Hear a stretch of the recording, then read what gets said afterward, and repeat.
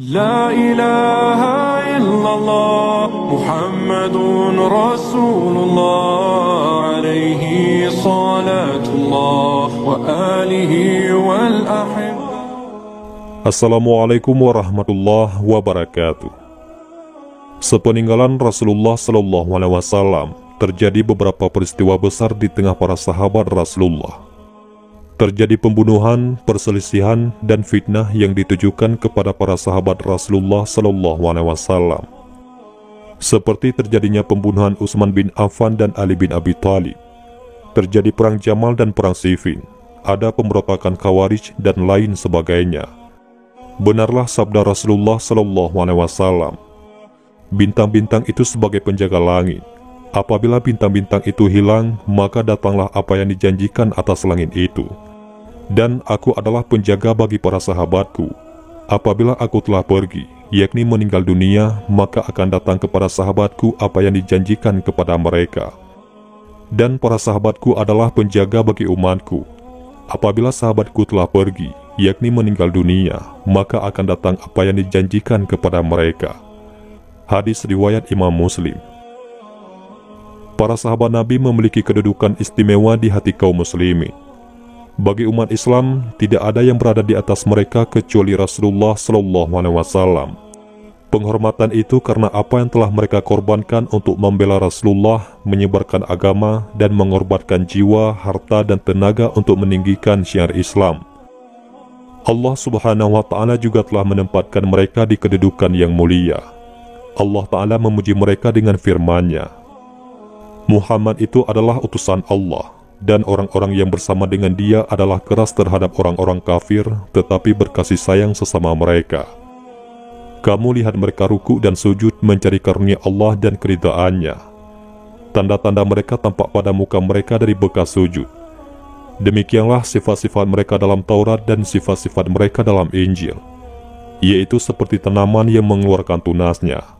Maka tunas itu menjadikan tanaman itu kuat, lalu menjadi besarlah dia dan tegak lurus di atas pokoknya. Tanaman itu menyenangkan hati penanam-penanamnya, karena Allah hendak menjengkelkan hati orang-orang kafir dengan kekuatan orang-orang mukmin. Allah menjanjikan kepada orang-orang yang beriman dengan mengerjakan amal yang soleh di antara mereka, yakni ampunan dan pahala yang besar. Quran Surat Al-Fat ayat 29. Inilah alasan yang membuat umat Islam menaruh rasa hormat yang besar kepada mereka. Mereka tak berani lancang menodai kehormatan mereka walaupun dengan satu kata. Namun, bukan berarti para sahabat itu maksum. Tapi ayat-ayat dan hadis-hadis yang menjelaskan kedudukan mereka ini menjadi rambu peringatan agar seseorang tidak melanggar hak mereka. Kalau mereka menerabas batasan tersebut, maka hal itu menjadi tanda kurangnya kualitas agama mereka. Imam Malik rahimahullah menyifati orang-orang yang membenci para sahabat. Mereka adalah orang-orang yang ingin mencela Rasulullah SAW. Tapi celaan tersebut tak mampu mereka tujukan secara langsung pada baginda Nabi, lalu mereka cela sahabat-sahabatnya. Sehingga orang-orang berkesimpulan, Nabi itu orang tidak baik. Kalau Nabi orang baik, tentulah sahabatnya pun orang baik-baik. Padahal para sahabat seluruhnya adalah orang-orang yang membela Allah dan Rasulnya SAW. Mereka membela Rasulullah SAW dengan harta dan jiwa mereka, membantu baginda Nabi agar agama ini kuat, meninggikan kalimat Allah dan menyampaikan risalah Nabi, di mana saat itu dakwah Nabi belumlah kokoh dan tersebar. Tentu saja, kalau ada seseorang yang melakukan upaya seperti ini, kemudian ada yang menyakiti mereka, pastilah temannya akan marah. Karena menyakiti orang-orang yang membelanya, sama saja dengan menyakitinya. Demikian yang diungkapkan oleh Imam Malik rahimahullah. Adapun kisah fitnah di tengah para sahabat, dimulai di masa pemerintahan Utsman bin Affan radhiyallahu anhu. Tepatnya setelah 6 tahun pemerintahan beliau berjalan, kemudian berlanjut di masa Ali bin Abu Thalib radhiyallahu anhu. Setelah wafatnya Al-Faruq, yakni Umar bin Al-Khattab radhiyallahu an, terjadilah perubahan kondisi sosial yang sangat besar. Hal ini dilatar belakangi luasnya penaklukan, berlimpahnya kas negara dan harta di tengah kaum muslimin, masuk unsur budaya baru yang datang dari negeri-negeri taklukan, dan semua itu terjadi dalam waktunya yang singkat. Di antara orang-orang yang negerinya ditaklukkan, ada yang memeluk Islam dengan tulus. Namun di antara mereka, ada yang masuk Islam hanya menginginkan menjadi duri dalam sekam, membalas dendam akan kekalahan negeri dan agamanya. Kondisi kedua ini, seperti kondisi sebagian orang-orang Yahudi dan orang-orang Persia, kemudian diperparah dengan sebagian umat Islam yang mulai condong pada kehidupan dunia dan perhiasannya. Kondisi ini bertolak belakang dengan keadaan Amirul Mukminin Umar bin Al-Khattab radhiyallahu anhu. Fisik beliau yang sudah mulai menua berhadapan dengan perubahan yang besar. Beliau yang sudah tidak sebugar dulu dihadapkan dengan luasnya wilayah pemerintahan. Beliau khawatir tidak maksimal dalam mengemban amanah kepemimpinannya. Lalu beliau berdoa kepada Allah Azza wa Jalla. Ya Allah, usiaku telah menua, kekuatanku telah melemah, sementara tanggung jawabku semakin besar. Angkatlah aku kepadamu, yakni wafatkan tanpa menyia-nyiakan tugas dan tanpa berlebihan dalam amanah. Kondisi masyarakat berubah, dan kondisi Umar sebagai pemimpin pun berubah. Namun perubahan itu saling berkebalikan dan membuat ketidakseimbangan. Kemudian di zaman Utsman bin Affan, kondisi masyarakat tak lagi sesoleh orang-orang sebelumnya. Beliau memimpin rakyat yang berbeda dengan rakyatnya Umar bin Al-Khattab. Khalifah Umar memimpin para sahabat, sedangkan Utsman, mayoritas rakyatnya adalah orang-orang yang tak pernah berjumpa dengan Rasulullah SAW. Bukan orang-orang yang lahir dari pendidikan nubuwah. Bahkan sebagian mereka memiliki hasrat besar terhadap dunia. Dunia menguasai hati mereka, dan harta daerah taklukan membuat mereka mabuk kepala. Kondisi demikian pastilah memunculkan fitnah dan ketidakstabilan. Sebenarnya Rasulullah SAW telah mengabarkan hal ini, sebagaimana yang termaktub dalam Muttafaq alaih, Sahih Al-Bukhari dan Sahih Muslim. Dari Syaqib bin Salamah, dia berkata, aku mendengar Hudzaifah menuturkan, ketika kami duduk-duduk bersama Umar, tiba-tiba ia bertanya, siapa di antara kalian yang menghafal sabda Nabi SAW tentang fitnah? Maka Hudzaifah menjawab, fitnah seseorang di keluarganya, hartanya, dan anaknya serta tetangganya bisa terhapus oleh sholat, sedekah, dan amar ma'ruf nahi mungkar. Sayyidina Umar berkata, bukan tentang ini yang aku tanyakan kepadamu, akan tetapi tentang fitnah yang bergelombang seperti gelombang lautan. Hudzaifah berkata, kamu tidak terkena dampaknya dari fitnah itu ya Amirul Mukminin, sebab antara kamu dan fitnah itu terdapat pintu tertutup. Sayyidina Umar bertanya, apakah pintunya dipecahkan atau dibuka? Hudzaifah menjawab, bahkan dipecahkan. Maka Sayyidina Umar berkata, kalau begitu tidak ditutup selama-lamanya. Aku menjawab, betul. Saya bertanya kepada Hudzaifah, apakah Umar mengetahui pintu itu? Hudzaifah menjawab, ya, sebagaimana ia mengetahui bahwa setelah esok ada malam. Yang demikian itu karena aku menceritakan hadis kepadanya tanpa kekeliruan. Maka kami khawatir untuk menanyakan kepada Hudzaifah siapa pintu sebenarnya. Lalu kami perintahkan kepada Masruq untuk bertanya kepada Hudzaifah, siapakah pintu itu? Hudzaifah menjawab, Amirul Mukminin Umar bin Khattab. Apa yang disampaikan Hudzaifah bin Al-Yaman kepada Umar menunjukkan bahwa para sahabat tahu, dengan syahidnya Sayyidina Umar terbukalah pintu fitnah. Karena itulah Amirul Mukminin Utsman bin Affan cenderung mengambil sikap toleran kepada orang-orang yang menyelisihinya.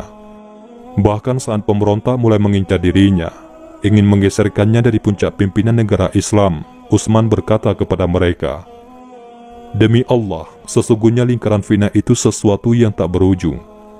Beruntunglah Utsman jika dia mati dalam keadaan tidak menggerakkannya, menghalangi manusia, memberikan hak-hak mereka, dan memaafkan mereka. Dan apabila Anda adalah orang yang menjaga hak-hak Allah, janganlah Anda turut mengobarkan fitnah itu, kata Utsman bin Affan sebagaimana dikutip dari At-Tabari Tarik Al-Umam wa Al-Muluk. Para provokator membuat makar yang batil terhadap Amirul Mukminin Utsman bin Affan. Mereka mulai memprovokasi masyarakat dengan mencela kepemimpinannya. Namun Utsman tetap bersabar menghadapi mereka. Di tengah provokator tersebut terdapat seorang yang pandai memeti api, bersabar menghidupkan amarah massa. Orang tersebut adalah Abdullah bin Sabah atau yang dikenal dengan Ibnu As-Sauda. Ia menampakkan kesolehannya, namun di hatinya menyimpan kekufuran dan permusuhan terhadap Islam dan pemeluknya. Abdullah bin Sabah menyambangi Basrah, yakni kota besar di Irak yang dipimpin oleh Abdullah bin Amir. Ibnu Saudah datang menemuinya bersama beberapa orang.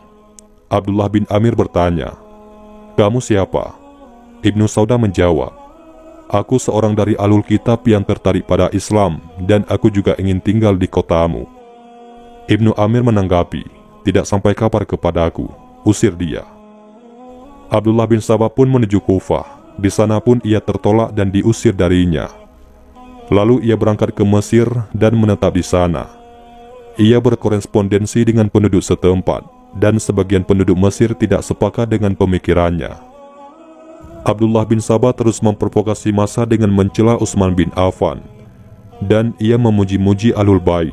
Ia berkata, "Sesungguhnya Muhammad akan kembali sebagaimana kembalinya Isa."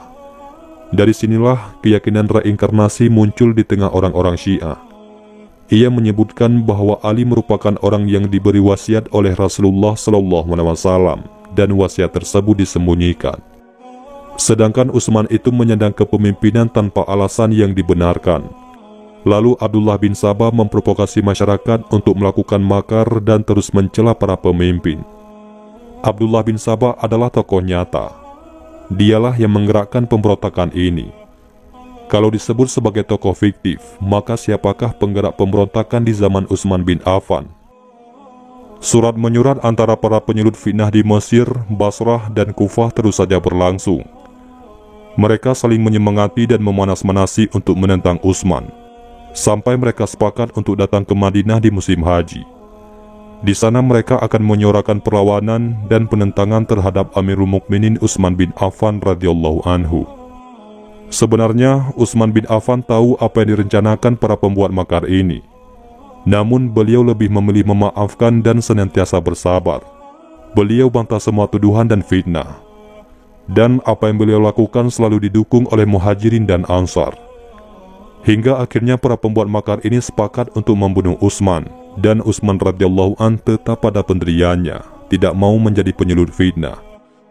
Beliau tetap tidak menumpas mereka dengan kekuatan militer. Pemberontak ini datang di musim haji. Mereka menyamar seolah hendak berangkat ke Baitullah menunaikan rukun Islam yang kelima. Mereka berkoordinasi, saling menyurati. Sesampainya di Madinah, para pemberontak mengepung kota dan mengepung rumah khalifah. Mereka berdemonstrasi menyuarakan tuduhan dusta terhadap Utsman. Mereka menuntut apa yang mereka inginkan. Amirul Mukminin Utsman bin Affan radhiyallahu an membantah tuduhan mereka. Namun api fitnah telah berkobar. Orang-orang yang tak mengerti sudah tersulut emosi, ikut-ikutan menuntut sesuatu yang tidak mereka mengerti. Mereka lancang memberi pilihan, yakni memundurkan diri dari jabatan khalifah atau mati. Utsman menolak tuntutan mereka. Karena itu yang Nabi pesankan kepadanya. Ditambah lagi kalau keinginan pemberontak ini dituruti, ini akan menjadi tradisi. Setiap orang yang merasa tak cocok dengan khalifah akan menuntut mereka untuk mundur dari jabatannya. Sang khalifah telah mendapat kabar bahwa beliau akan menyandang syahid di akhir hayatnya. Dari Abu Musa al-Asy'ari radhiyallahu anhu, Rasulullah SAW berada di suatu kebun, kemudian datang seseorang mengetuk pintu. Abu Musa berkata, "Siapa?" Orang itu menjawab, "Utsman bin Affan." Abu Musa berkata, "Tunggulah Anda di situ." Lalu kutemui Rasulullah SAW dan kusampaikan bahwasanya Utsman minta izin untuk masuk. Rasulullah menjawab, "Izinkan dia, dan berilah kabar gembira surga untuknya karena musibah yang ia hadapi." Hadis riwayat Al-Bukhari dan Muslim. Rasulullah SAW semasa hidupnya juga pernah berwasiat kepada Utsman bin Affan radhiyallahu anhu. Dari Aisyah radhiyallahu anha, Rasulullah SAW mendoakan Utsman dengan doa yang panjang. Aisyah berkata, "Saat itu aku tak memahami apa yang baginda katakan, tapi aku mendengar baginda bersabda, 'Jangan sampai kau lepaskan pakaian yang telah Allah kenakan untukmu.' Karena itulah, meskipun para demonstran menuntutnya untuk mundur disertai dengan ancaman, beliau teguh dengan pesan Nabi, walaupun nyawa harus dipertaruhkan. Saat pengepungan semakin ketat, Utsman memanggil Ali, Thalhah dan Az-Zubair radhiyallahu anhum. Utsman memuliakan mereka, lalu berkata, "Duduklah kalian semua." Maka pemberontak dan penduduk asli Madinah pun duduk. Utsman berkata, "Penduduk Madinah, aku titipkan kalian kepada Allah. Aku memohon kepadanya agar memilihkan khalifah yang berbuat baik kepada kalian sepeninggalanku." Utsman menegaskan, "Aku bersumpah atas nama Allah kepada kalian. Ingatkah kalian berdoa kepada Allah saat Umar wafat, agar Allah memilihkan untuk kalian dan mengumpulkan urusan kalian kepada orang yang terbaik di tengah kalian? Apakah kalian akan mengatakan, sesungguhnya Allah tidak mengabulkan doa kita, lalu kalian menghinakan pilihan Allah itu, padahal kalian adalah orang yang patut menjaga haknya? Atau kalian akan mengatakan, Allah tidak peduli dengan agamanya, Dia tidak peduli siapa yang memimpin, dan agama tidak memecah pemeluknya hari itu? Atau kalian akan mengatakan, Ia tidak peduli dengan musyawarah, Ia seorang yang sombong. Allah pun membiarkan umat ini apabila mereka bermaksiat, dan mereka tidak bermusyawarah dalam menunjuk pemimpin. Atau kalian akan mengatakan, sesungguhnya Allah tidak tahu akhir dari urusanku. Utsman radhiyallahu an menjelaskan kepada mereka kemuliaan sesuatu yang ingin mereka bunuh. Utsman berkata, "Aku bersumpah atas nama Allah. Tidakkah kalian tahu usaha kebaikan yang telah kuperbuat dan keutamaan yang telah Allah berikan padaku? Itu adalah sesuatu yang wajib bagi orang-orang yang setelahku mengetahui kemuliaanku. Karena itu, tahanlah diri kalian, jangan sampai kalian membunuhku. Karena tidak halal membunuh kecuali pada 3 orang, yakni seseorang yang telah menikah kemudian berzina, kemudian seseorang yang murtad, dan seseorang yang membunuh orang lain tanpa alasan yang dapat dibenarkan. Apabila kalian membunuhku, itu artinya kalian telah menjatuhkan vonis hukuman mati untuk diri kalian sendiri. Dan pembunuhanku akan mengakibatkan Allah senantiasa membuat kalian berselisih selama-lamanya," kata Utsman bin Affan sebagaimana yang termaktub dalam Al-Kamil fi At-Tariq. Setelah itu, Utsman tetap tinggal di rumahnya. Beliau juga memerintahkan para penduduk Madinah untuk pulang ke rumah masing-masing. Mereka semua pun pulang, kecuali Al-Hasan bin Ali, Abdullah bin Abbas, Muhammad bin Thalhah, Abdullah bin Az-Zubair, dan yang sebaya dengan mereka.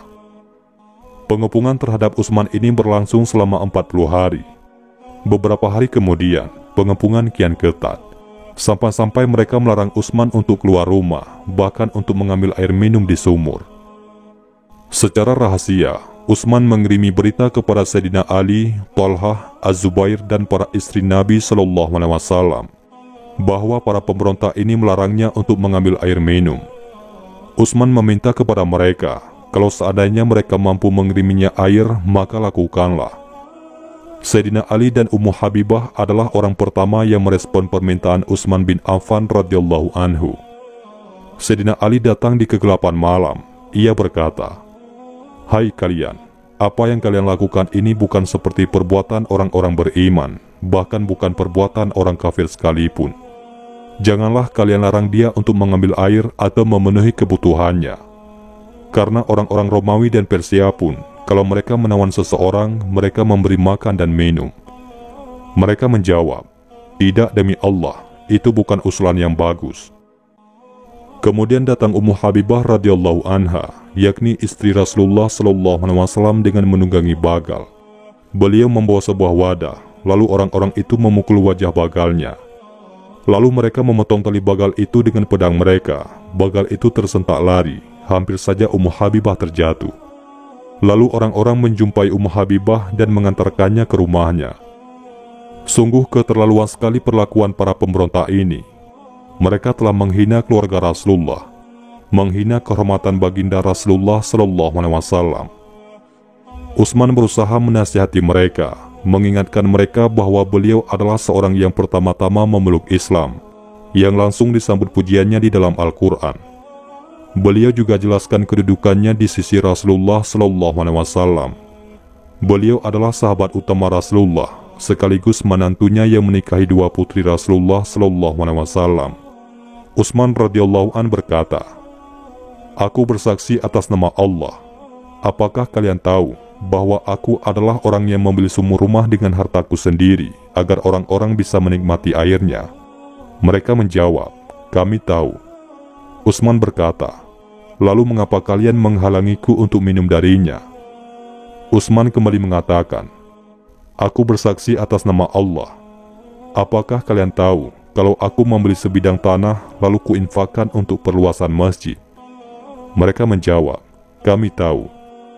Utsman berkata lagi, "Aku bersaksi atas nama Allah. Apakah kalian tahu bahwa Rasulullah SAW berkata tentang diriku demikian dan demikian?" Beliau menyebut pujian Nabi terhadap dirinya. Para pemberontak ini pun berkata, "Bersikap lembutlah kepada Amirul Mukminin."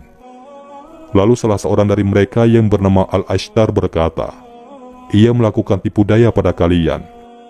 Al-Ashtar inilah yang akhirnya membunuh Amirul Mukminin Utsman bin Affan radhiyallahu anhu. Ia tetap mengombosi teman-temannya, bahkan menghina orang-orang yang bertaubat. Demikianlah peristiwa yang terjadi di tengah-tengah para sahabat sepeninggalan Rasulullah SAW. Insya Allah untuk kisah lanjutannya kita akan bahas di video berikutnya. Mudah-mudahan ini semua bermanfaat. Assalamualaikum warahmatullahi wabarakatuh.